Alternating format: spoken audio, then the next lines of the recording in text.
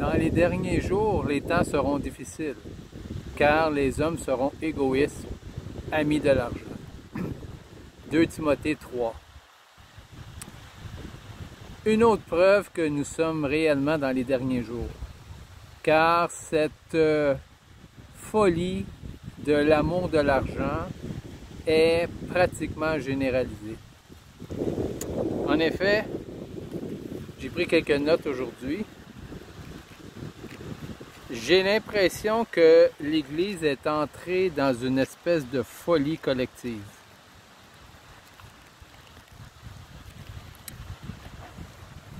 Prenez par exemple cet engouement pour la promotion des richesses dans ce monde. La théologie de la prospérité.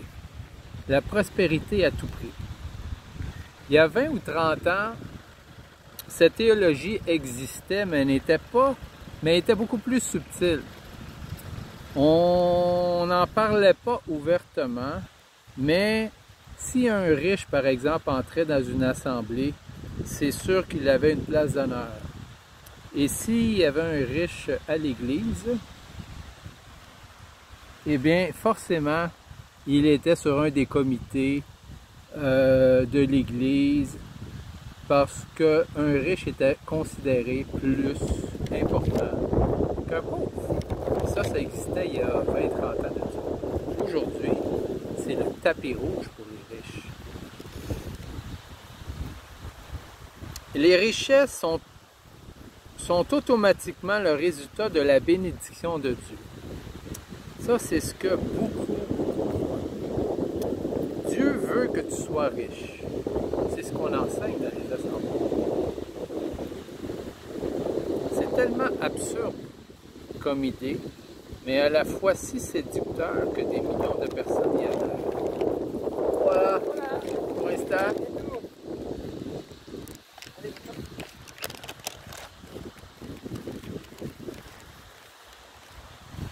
Mais avant d'aller plus loin, est-ce que Dieu nous veut pauvres? Absolument pas.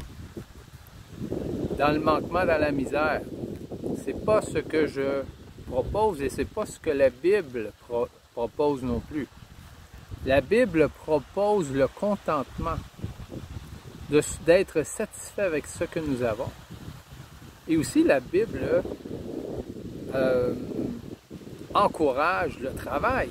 Celui qui ne veut pas travailler, qui ne mange pas. Et ceux qui travaillent et font des sous, on les encourage à donner à ceux qui n'en ont pas. C'est ça que la Bible propose. Il ne propose jamais l'accumulation des richesses.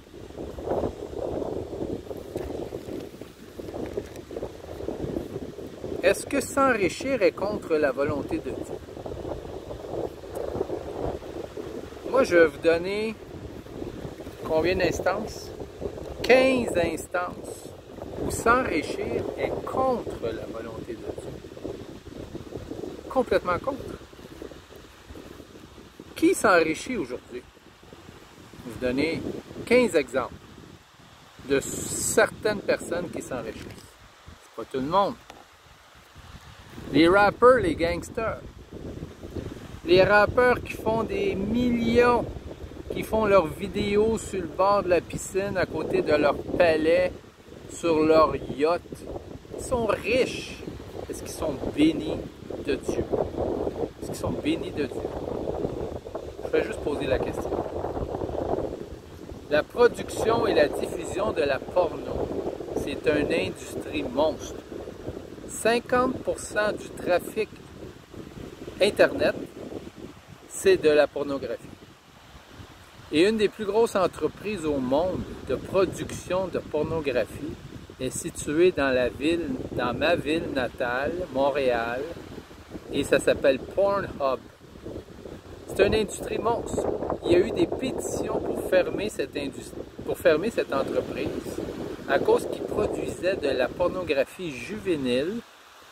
Ils ont eu 3-4 tapes sur les doigts, puis tout se poursuit comme si de rien n'était. C'est une grosse industrie prospère dans le centre-ville de Montréal. Produisent de la pornographie en quantité industrielle. Ils font partie de l'industrie de la pornographie. Et ils sont riches. Ils sont riches. Parce qu'ils sont riches par la bénédiction de Dieu. Le dark web. Le dark web, c'est encore plus horrible que la pornographie. Parce que là, on nous montre des choses. Moi, j'ai jamais été. J'ai vu des clips de qu'est-ce qui se fait là-dessus. C'est incroyable et des gens s'enrichissent à publier des vidéos horribles que j'ose même pas parler de ce qu'ils produisent sur le dark web. Les banquiers qui chargent, on est rendu à 4 industries qui s'enrichissent, qui sont riches et qui, selon vous, est-ce qu'ils sont bénis de Dieu? Est-ce qu'ils ont Est-ce qu'ils sont riches parce qu'ils sont bénis de Dieu? C'est ça la question que je pose.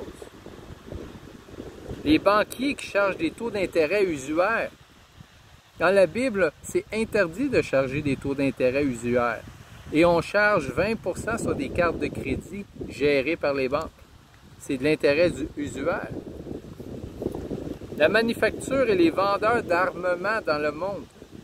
Une industrie monstre. Il y a des gens qui s'enrichissent démesurément par cette industrie. Une industrie de guerre, une industrie de meurtre.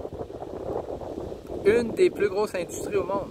Les États-Unis, à eux seuls, dépensent 700 milliards de dollars US par année sur les armements. L'industrie pharmaceutique. Il viendrait me dire que l'industrie pharmaceutique, ils font ça pour votre santé. Il y a eu 3 ou 4 nouveaux milliardaires dans les derniers 2 ans suite à la vaccination obligatoire. L'industrie pharmaceutique s'enrichit par la maladie. Pensez-y. Est-ce que vous croyez qu'ils sont bénis de Dieu? Leur richesse vient de Dieu. L'industrie du fast-food empoisonne la population, les rend malades. Les obèses, le diabète.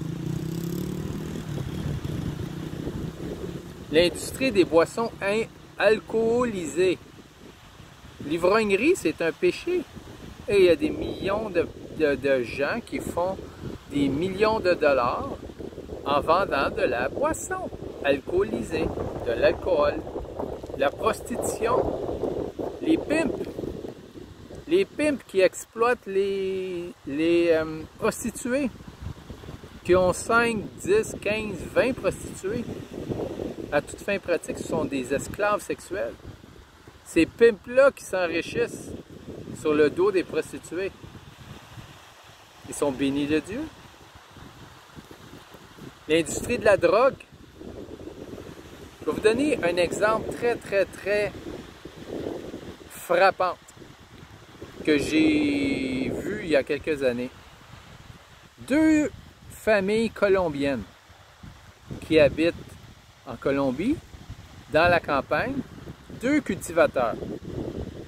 Un habite une belle maison, luxueuse.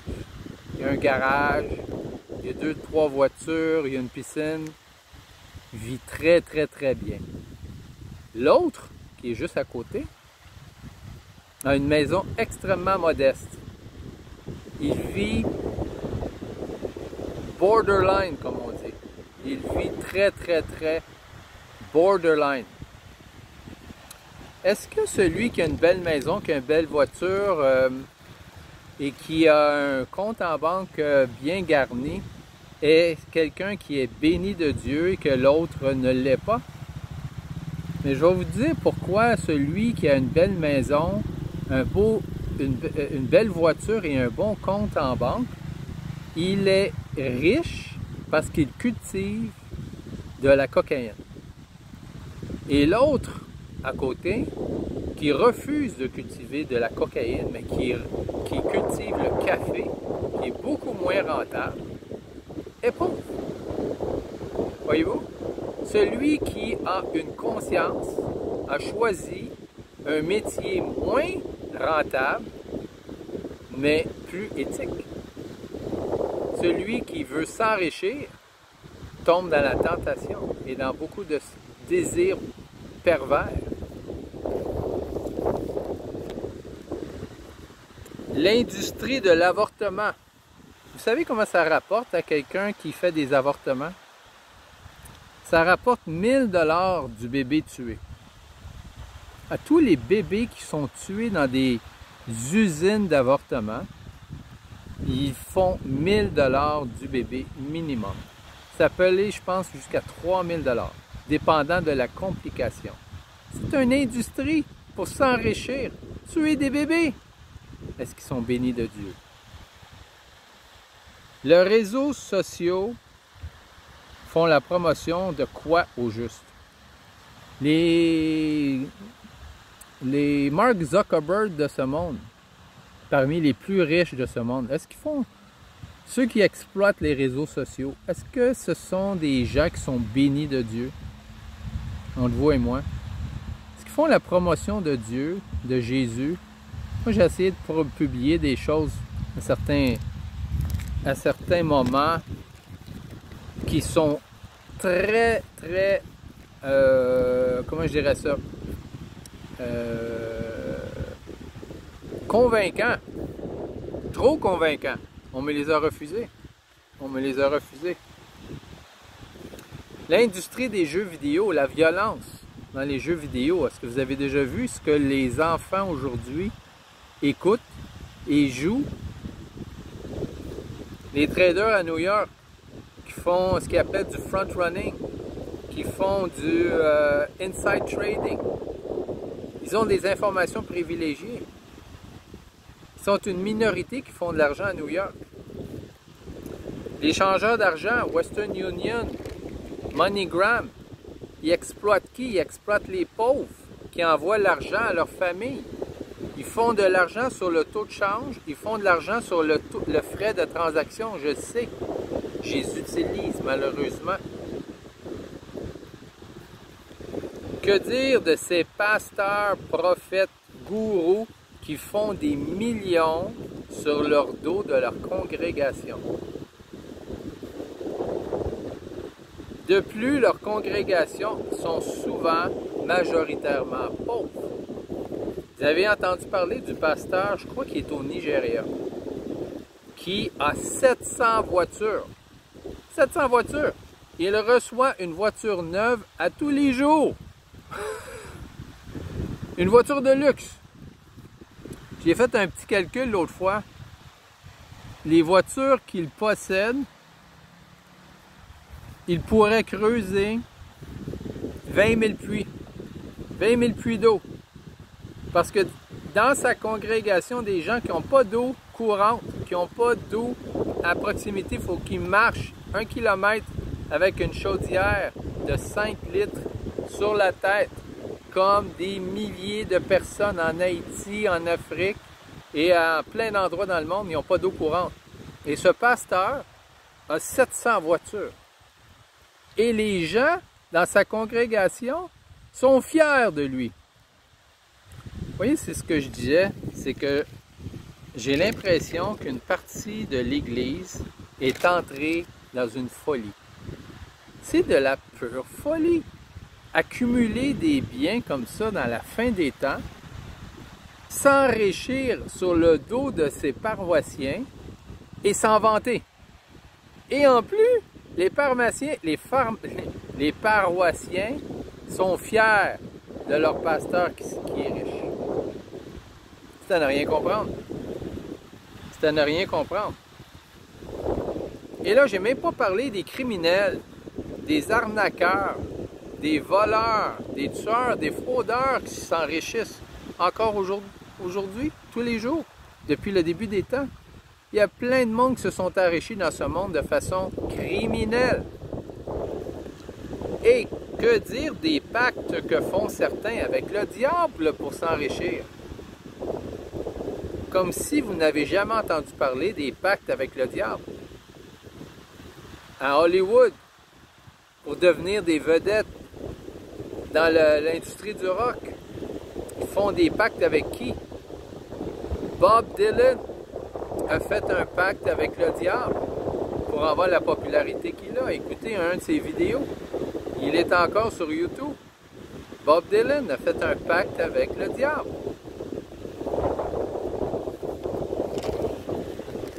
Et si vous n'êtes pas encore convaincu, je vais vous lire quelques versets. Ceux qui croient encore que la Bible est valide, naturellement. Si vous ne croyez pas que la Bible est encore valide aujourd'hui, eh bien, vous n'avez pas besoin d'écouter. Vous n'avez pas besoin d'écouter ça, ça vous concerne pas. Ça vous concerne pas. Ceux qui croient aux Écritures, lisez juste Matthieu 6, 19 à 34. Ne vous amassez pas des trésors sur la terre, dit Jésus. Ne vous amassez pas des trésors sur la terre. Qu'est-ce que ça veut dire? Est-ce que c'est dur à interpréter? Excusez mon ton un peu sarcastique, mais il faut être franc. Les Écritures contredisent diamétralement ce qui est prêché aujourd'hui dans beaucoup d'assemblées. Cherchez votre destinée. Dieu a une destinée pour vous et il est pavé d'or et vous avez une grosse maison dans votre destinée. Vous avez juste à saisir votre destinée que Dieu a déjà préparée pour vous. Vous êtes dû à vivre dans la luxe, la richesse, l'abondance matérielle dans ce monde. C'est des mensonges. C'est pas du tout ce que Dieu veut pour tous. Si vous êtes assez béni, si on veut, gâté pour vivre dans une certaine abondance, ce n'est pas sujet de gloire. Au contraire, c'est un sujet d'humiliation. Et en plus, c'est une responsabilité. Car à qui on donne gros, on demande beaucoup. À qui on donne beaucoup, on demandera beaucoup. 1 Timothée 6,9. Mais ceux qui veulent s'enrichir tombent dans la tentation. Verset 10. Car l'amour de l'argent est la racine de tous les maux. L'amour de l'argent est la racine de tous les maux. Matthieu 13, 22. Celui qui a reçu la semence parmi les épines, ou qui a laissé les épines monter, c'est celui qui entend la parole, mais en qui les soucis du siècle, la séduction des richesses, étouffent cette parole et la rendent infructueuse. Et la rendent infructueuse.